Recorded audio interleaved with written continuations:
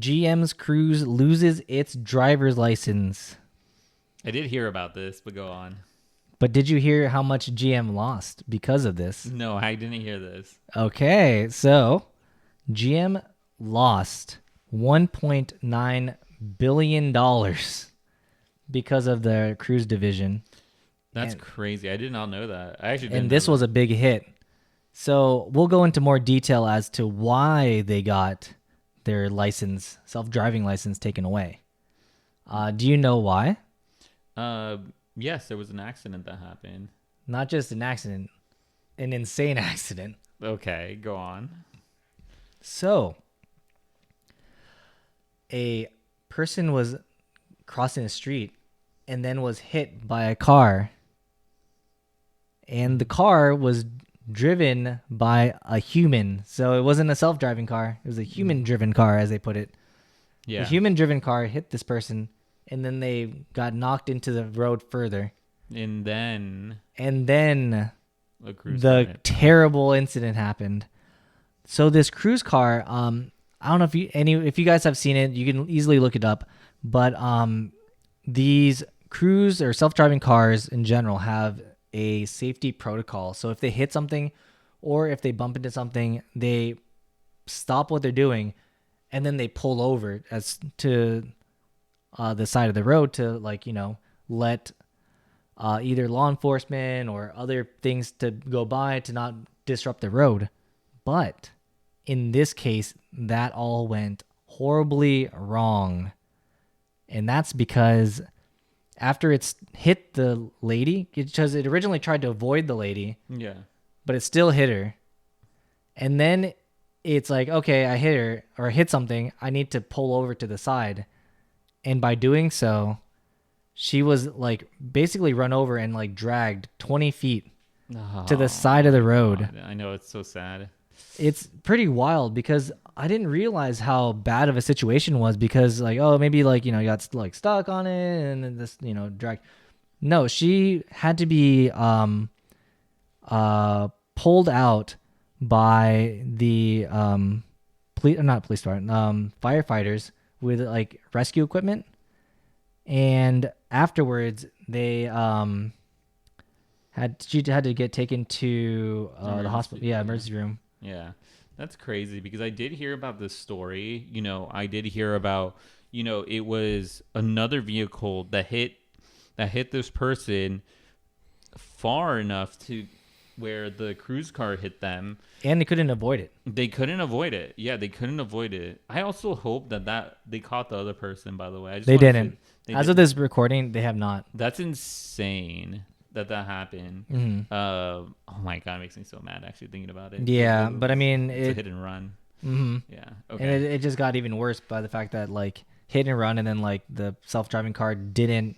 It didn't properly. I mean, how would it know at that point? That's such a very specific scenario to happen, and then so the California DMV now is saying that there is some foul play or some negative, not emotions, but negative things going on between them because they say that this company misrepresented the safety information and the information that was given to the DMV after the accident was not doctored, but hidden from them.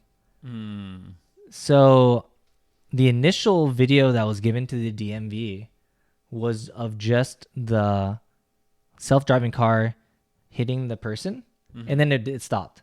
They didn't get the rest of it till days later of when the car started driving away and parking. So the thing is, I saw this when it initially came out, and I saw that clip that you mentioned. It was that the car was just in the middle of the street. Mm-hmm. Yeah, and it had just completely stopped, and saying that that this, well, the news was also labeling this as the cruise car hitting a lady, which was technically right, but the thing was that they didn't mention in the title that another car hit the lady into this cruise car. But I didn't see what happened after that. I don't think it showed after that. Oh no, obviously not. No. So This comes after all their videos have surfaced of these self-driving cars acting bad. So there's videos from Austin, Texas, where these other cars are right now, and they can still drive there, and it is just causing a huge traffic jam because like they don't know where to go, and like um, it like tries to go one way and it'll just wait, and it just isn't good in some aspects.